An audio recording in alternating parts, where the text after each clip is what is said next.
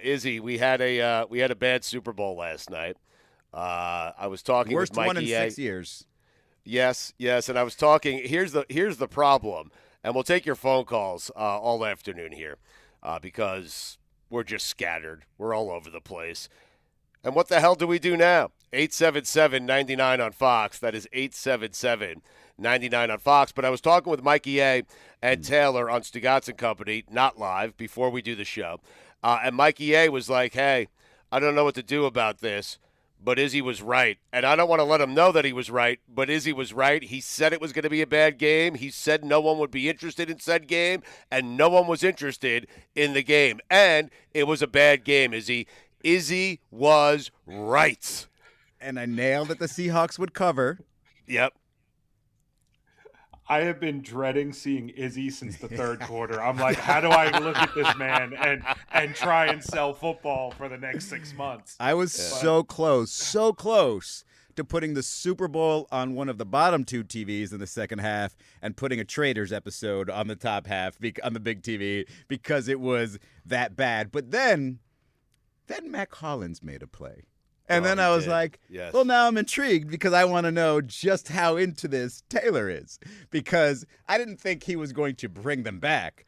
But about the only Patriot to show up was our boy. And I'm going to go ahead and embrace him as a group. He is officially our boy, Hannibal Lecter. What the hell was he doing there? But he was definitely our boy, Taylor. I need you to take me through everything you know about Mack Hollins and his Super Bowl because the entry was interesting. It took me a second to figure out what the heck he was doing. Did you see that? Do you have any more insight into our barefoot handcuffed friend? So no, actually I don't really know why he picks certain characters for when he's coming in.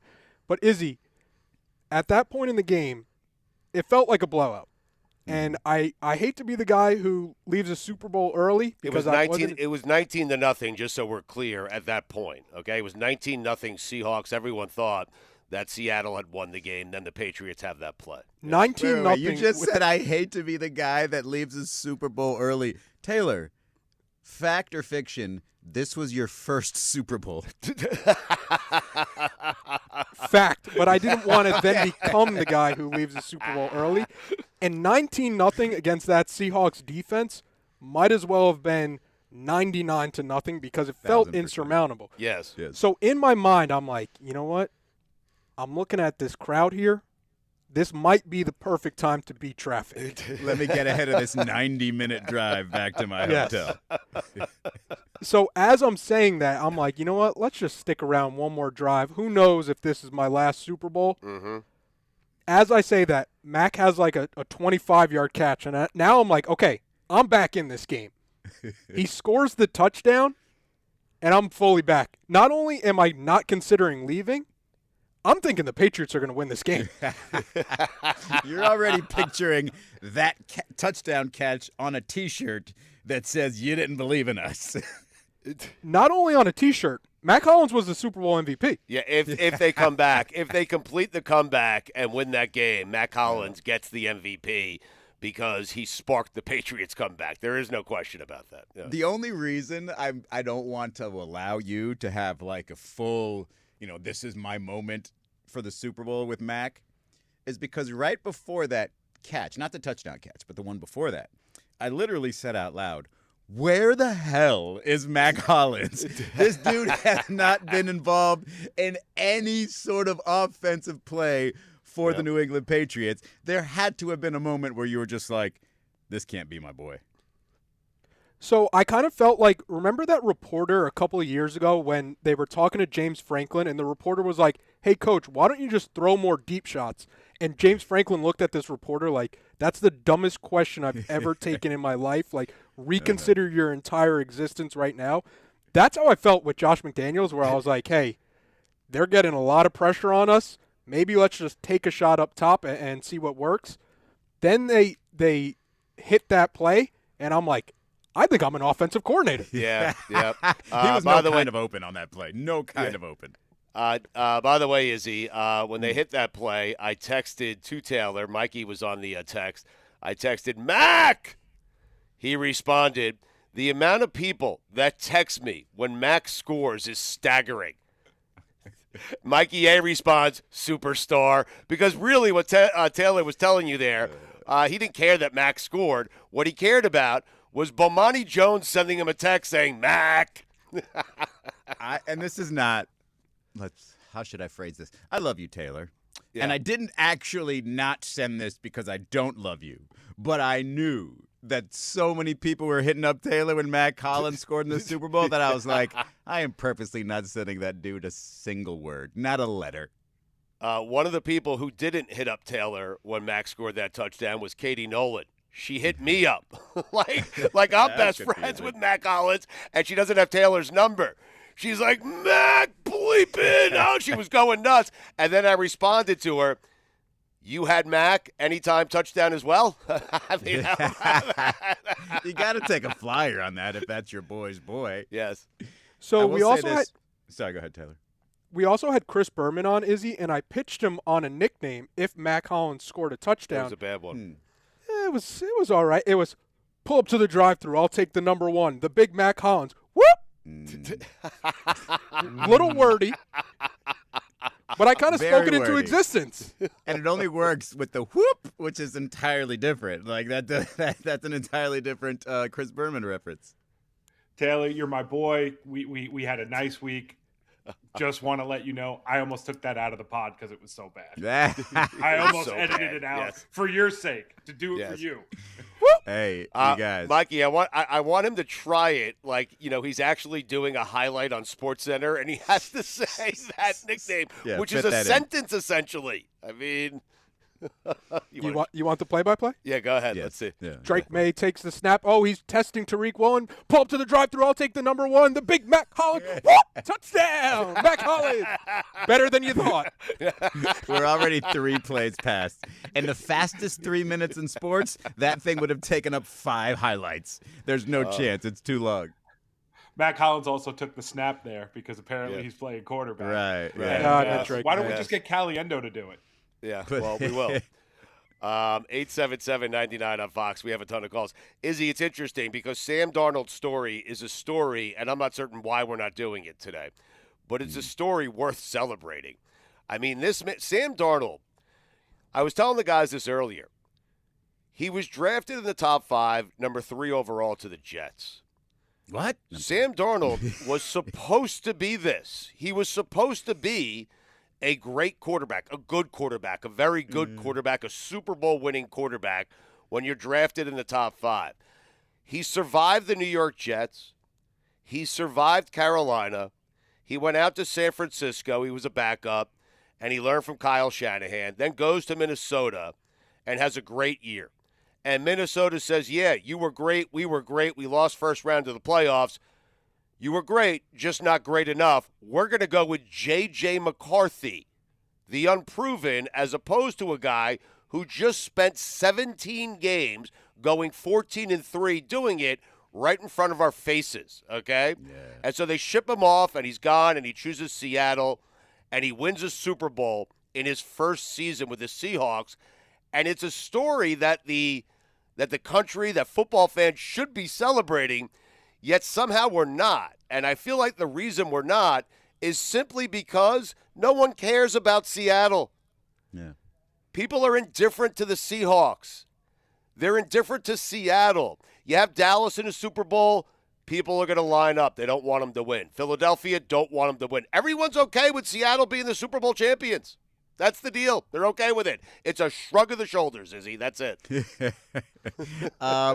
Yeah, see, this is the part about this Super Bowl that I thought was kind of a snoozer because even when it comes to him, Sam Darnold, there's so many better quarterback stories of guys who have won Super Bowls. Like, I know. I'm not even going to touch Kurt Warner, who was, bagging groceries? Like, they immediately made a movie about this dude. Immediately. Yes. But just even somebody like Jeff Hostetler. Right. Or Nick Foles. Like, Jeff Hostetler's crazy. That dude got beat out by Todd Blackledge for his starting quarterback spot at Penn State. And Right. meanwhile, Todd Blackledge is over here doing games and will forever be remembered as a voice of college football. Hostetler has a Super Bowl, okay? Yes. And then, Kurt Warner, whoever the case may be. But, like, that's the thing about this whole NFL season and this Super Bowl. It was like, it's okay. It's sort of a meh version of any other story that you could come up with in the NFL over the years, especially this year. There's like Josh Allen winning a Super Bowl, Buffalo winning a Super Bowl would have been a way better story than Seattle winning another one with Sam Darnold.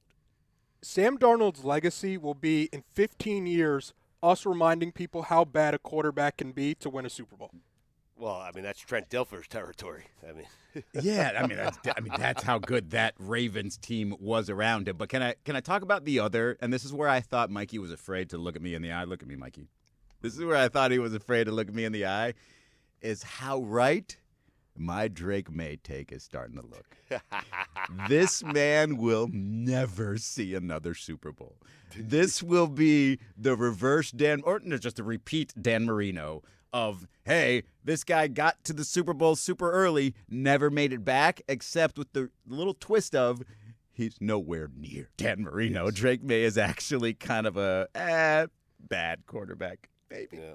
Maybe. Sam Darnoldish. If Drake May were drafted to the Jets, I think right now we would be closer to his career being over than him being, a Super Bowl appearance, quarterback with a Super Bowl appearance. No, he'd be 5 years away from being the quarterback of Seattle. I mean, that's where they all go. It is funny, though. Sam Darnold, right? We asked on Radio Row what his greatest strength was, and it was the deep ball, and he did. He did drop one right into Mack Hollins' hands, a little underthrown, but still Mack Hollins made it work. And it's like, okay, if that's your one thing, but man, there's a lot of other skills that this quarterback could have that he does not have. And I'm looking at the AFC, if you just look at the rest of Josh Allen and Patrick Mahomes' career and saying, Drake May, good luck getting back to the Super Bowl. Yeah. Speaking of Josh Allen, he has to be sick to his stomach, right? Like we said, this was your window. This is the opportunity. None of these quarterbacks have made the playoffs. Josh Allen has to be thinking to himself, man, if we could have just beaten Denver, then we go to New England, I beat them. And I think if Buffalo plays Seattle, even though Vrabel said Seattle was the best team they played this year, and that's easy to say after they beat you like that in the Super Bowl, he's leaving out the Buffalo Bills, a team that he played. I'm not certain Josh Allen doesn't win a Super Bowl if they could just get past Bo Nix and the Broncos. I mean, well, the one thing that I kept thinking of when I saw these free blitzers about to hit Drake May, I was like, Josh Allen could handle that. Like, he could just that blitzer could just like bounce off of him, and he's like, okay, I'll still make this throw. Like, you needed that otherworldly dude to be able to overcome what Seattle had coming for Drake May, and Drake May was not that guy. The big winners last night, Belichick, right? I mean, besides the Seahawks and their fan base, Belichick and Brady, big smiles on their faces the entire night, right? They love that. And Mike Vrabel's penis, of course, right? Yeah, still intact. Yeah. I mean, at least theoretically, as far as we know, still intact. But Belichick has to have still been laughing from his UNC Duke game situation, right? Stugotz, you know what I'm talking about here, right? No, what happened? So Bill Belichick and Taylor, you can help me out here. Bill Belichick was at the UNC Duke game with Jordan Hudson. Jordan Hudson, very soon after both the Bill Belichick and the Robert Kraft non-Hall of Fame announcements happened, is wearing a T-shirt. And Taylor, I believe, I don't remember the exact name of the massage company of the spa. Orchids of Asia. Thank you. She's wearing an Orchids Mikey, of Jesus Asia Christ. T-shirt with the Robert Kraft sort of, is it a silhouette of somebody getting pleasured at a massage? Is that about right? But either way, it's obvious it's a reference to Robert Kraft and his, controversy there with the massage situation, and that sort of took over the internet for a minute, because what do you mean, Bill Belichick, Mr. I'm all about business and keep all the outside world outside, is in public with his girlfriend wearing a T-shirt mocking Robert Kraft soon after not only Bill Belichick didn't get on the first ballot, but also Robert Kraft didn't get in on whatever his first ballot was it, and that in itself created a whole whirlwind of, wow, What a jerk. Yeah, Bill Belichick, you're 73 years old. Why don't you act your age? And you were 4-8 at North Carolina. Wait, so Carolina played Duke in college basketball over the weekend? What a game that was, by the way. What? It's early in the season for that, huh? All right. Maybe I should catch you up on what happened during this break.